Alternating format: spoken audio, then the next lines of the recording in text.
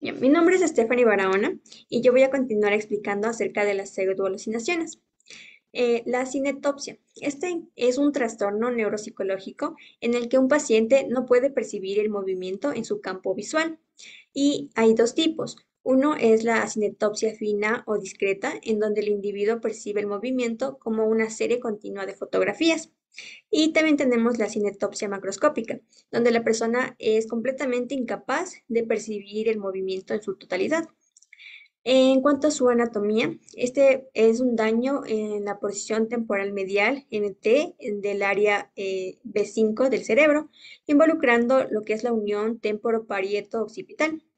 Y en cuanto al sistema nervioso, aquí la información visual se va a recibir en la corteza de asociación visual del área B1 y 2. Luego el movimiento visoespacial se va a procesar en el área B5 MT. El daño a esta última área puede conducir a la incapacidad de percibir o detectar el movimiento. Ya esto es lo que nosotros conocemos como acinetopsia. Ya, en cuanto a la inmunología, esta es una afección en la microglia por una neurodegeneración. Y el sistema endocrino, aquí se producen lesiones en la glándula pituitaria, lo cual podría llegar a alterar la visión, ya que esta es regulada por señales que provienen desde el hipotálamo, provocando niveles más bajos de hormonas. Ya, la siguiente es la poliopía. Este es un fenómeno visual que se caracteriza por la persistencia de dos o más imágenes duplicadas, incluso después de que se elimina el estímulo. Pueden ser de dos tipos, la que es monoocular bilateralmente, donde las imágenes duplicadas pueden verse en cualquier ojo, mientras el otro está cerrado, y la binocularmente, donde las imágenes duplicadas pueden verse cuando ambos ojos están abiertos. En cuanto a la anatomía, esta es una lesión en el lóbulo occipital, más específicamente en la corteza de asociación visual. En el sistema nervioso tenemos dos teorías. La una que es de Bender, que menciona que los movimientos oculares involuntarios conducen al desarrollo de nuevas regiones retinianas y corticales que van a codificar la visión central, formando una especie de falsas máculas. Y la siguiente teoría es de Cornblath, quien menciona que la recodificación de los campos receptivos visuales van a ser en la corteza visual primaria del área B1. En lo que respecta a la inmunología, esta se produce por una lesión focal de las neuronas en la corteza estriada o después de la lesión retiniana, que va a privar a estas neuronas de información visual. En cuanto a la endocrinología, las lesiones de igual manera en la glándula pituitaria podrían alterar la visión y va a generar, por lo general estas son reguladas por señales que provienen desde el hipotálamo y provocan niveles mucho más bajos de hormonas. Ya la siguiente es la palinacusia. Esta es una forma particular de una alucinación acústica en la que una palabra o sonido se escucha repentinamente, muy repetidamente, perdón, e incluso después de que el estímulo inicial ya haya cesado. En cuanto a la anatomía, se debe a una lesión en el oído interno, en el lóbulo temporal del hemisferio derecho. En el sistema nervioso, aquí el lóbulo temporal se encuentra en las cortezas, se van a encontrar las cortezas tanto auditiva, la primaria, la secundaria y la asociativa, y va a albergar nuestra capacidad para recibir e interpretar la información auditiva. También va a recopilar e interpretar la información que llega desde la nariz. Ya, en cuanto a la inmunología, los antígenos del oído interno contra los cuales van a actuar los anticuerpos, produciéndose lo que es una hipersensibilidad y va a estar mediada por la inmunidad celular. Podría causar lo que es una hipoacusia y en ocasiones también vértigo. En la endocrinología, aquí se van a asociar con más frecuencia trastornos psicopatológicos, de verse afecciones en el eje hipotálamo hipofisiario tiroideo, expresando cuadros de psicosis o demencia reversible con tratamiento. Ya, la siguiente es los falsos reconocimientos. Este, en cambio, es un trastorno en el cual se identifican personas, objetos, lugares y sucesos de manera errónea. Son productos delirantes que se pueden presentar formando parte de los trastornos delirantes, la esquizofrenia, las depresiones psicóticas y también demencias como el Alzheimer.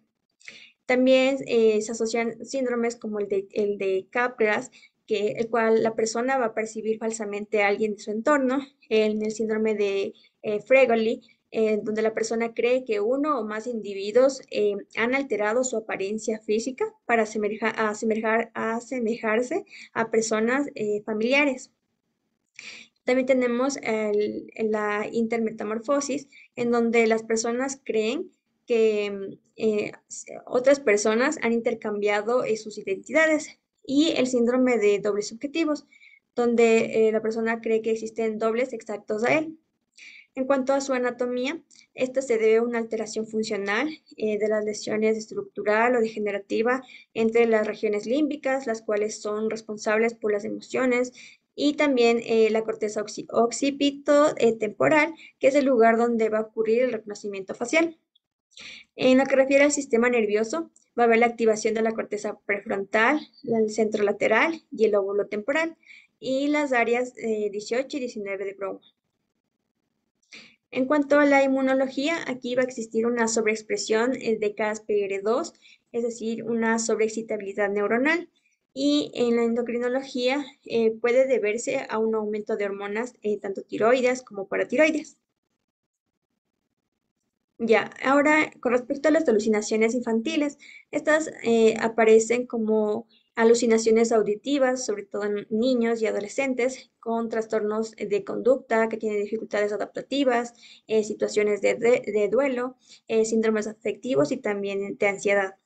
En cuanto a su anatomía, son alteraciones producidas sobre todo en la corteza cerebral.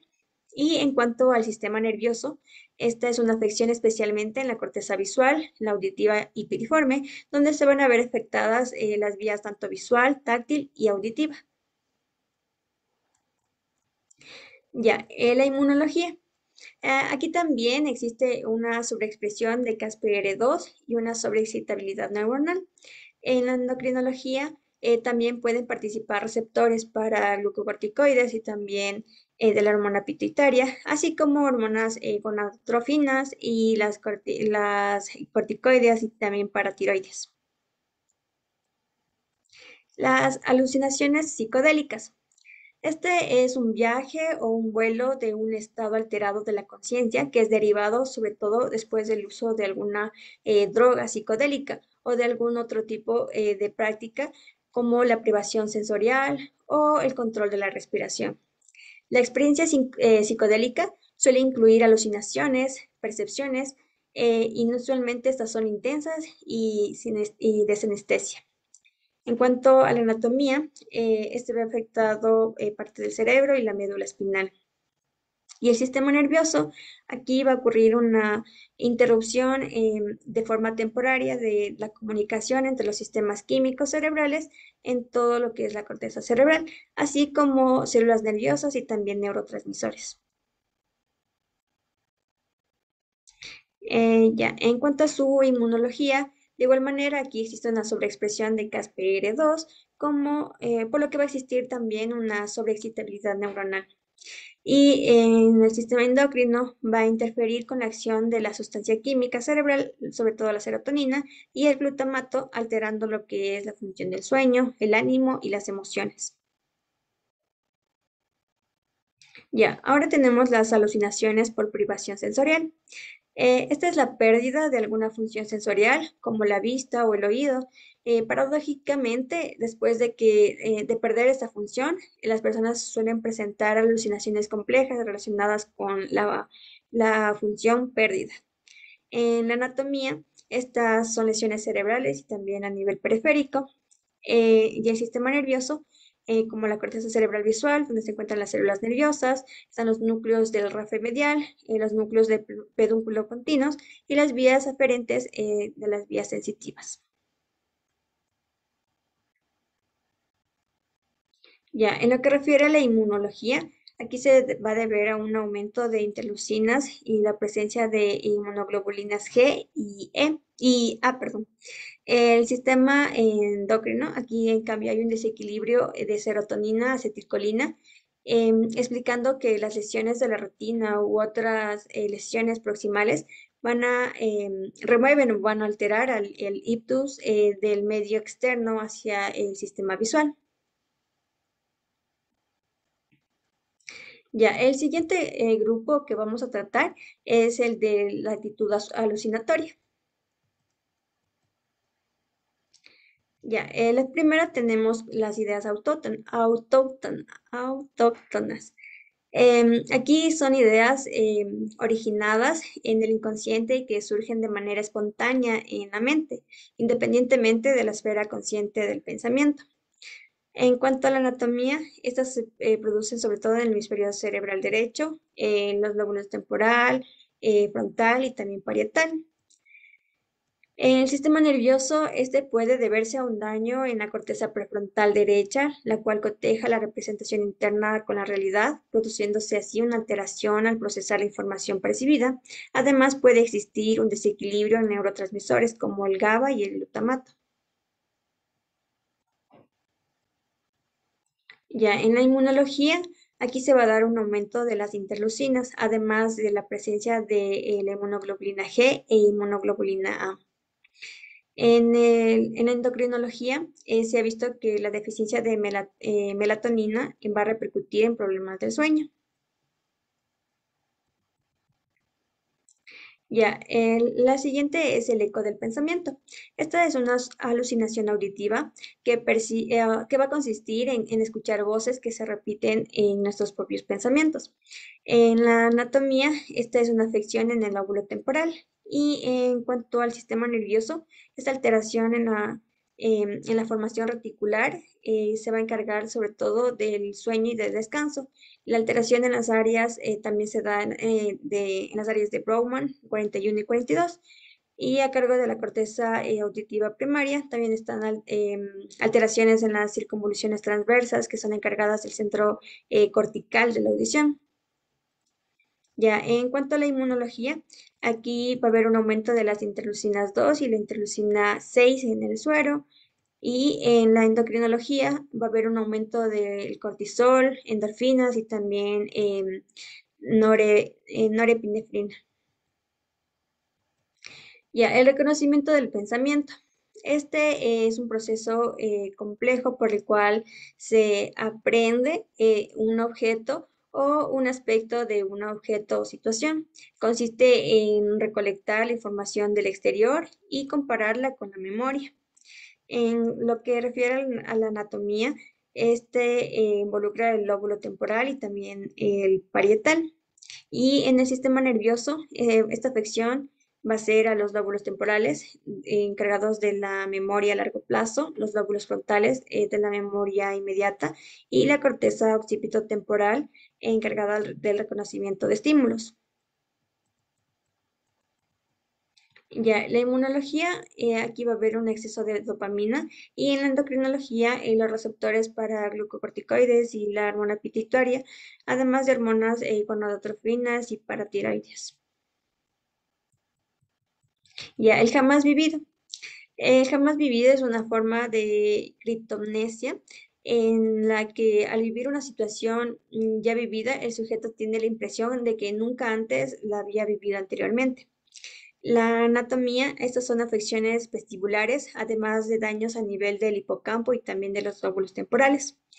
En, en lo que refiere al sistema nervioso, va a deberse a una alteración en la coordinación de las distintas zonas cerebrales que son encargadas de la memoria, provocando una especie de desfase entre lo que son las redes neuronales, el cual va a deformar temporalmente la comprensión del medio externo.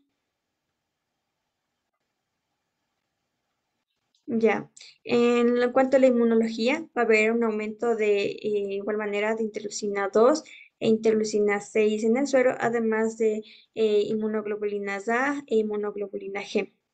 Y en la endocrinología va a haber un exceso de dopamina y también deficiencia de la melatonina, provocando lo que son los problemas con el sueño. El ya vivido. Este se refiere a la sensación de haber experimentado con anterioridad una situación que se produce por primera vez. La anatomía se da en el lóbulo temporal y también en el hipocampo. Puede también afectar al sistema nervioso, lo que puede ser el resultado de dos procesos cognitivos paralelos sincronizados que pierden la sincronización momentáneamente. También puede deberse a una breve disfunción o interrupción en el circuito del lóbulo temporal. Y en la zona del hipocampo en el cerebro va a provocar un fallo en la formación de los recuerdos. La inmunología, igual aquí, existe una sobreexpresión de Caspr2 con un aumento de la inmunoglobulina A y también de la inmunoglobulina G. Y en la endocrinología, este puede ser provocado por una mayor actividad de la dopamina en lo que son las estructuras temporales mesiales del cerebro. Ya, la desrealización. Esta es una sensación subjetiva. Aquí la persona percibe con extrañeza el entorno que lo rodea, parece que no lo ve lo ve con algo de distancia, así como si estuviera en un cristal. La anatomía. Aquí se ve afectada la corteza visual primaria y también la secundaria, la corteza somatosensorial primaria y también la secundaria, y también una afección en el sistema límbico y en el hipocampo. En el sistema nervioso, pueden haber posibles alteraciones en el hipocampo y en el sistema límbico por el fallo de la conducción de los estímulos nerviosos, también el tono disminuido en el sistema nervioso autónomo y también una hipoactividad de la amígdala y de la ínsula. En la inmunología, aquí las lesiones del hipocampo o de la amígdala van a producir un incremento transitorio o de timocitos y de respuestas proliferativas de las células T. Y el sistema endocrino, en cambio, aquí va a existir una disminución de la producción de la hormona de crecimiento que puede desencadenar en la disminución de la IGF-1. Ya, la despersonalización. Esta es la sensación persistente de observarse a sí mismo desde fuera del cuerpo y tener la sensación de que lo que nos rodea no es real. En cuanto a la anatomía, esta se debe a una afección en el lóbulo parietal. Aquí se observa sobre todo en algunas encefalitis y traumas en el cerebro. Y en lo que refiere al sistema nervioso, se debe a distorsiones somatosensoriales, además de traumas emocionales que se dan desde la infancia. También pueden producirse por cambios en la experiencia visual y distorsiones del tiempo. Ya, la inmunología, aquí las personas propensas a enfermedades infecciosas debido a trastornos metabólicos que van a impedir un correcto trabajo del sistema inmune. En cambio, en la endocrinología, aquí van a haber trastornos de tiroides o del páncreas y también los metabólicos. Gracias.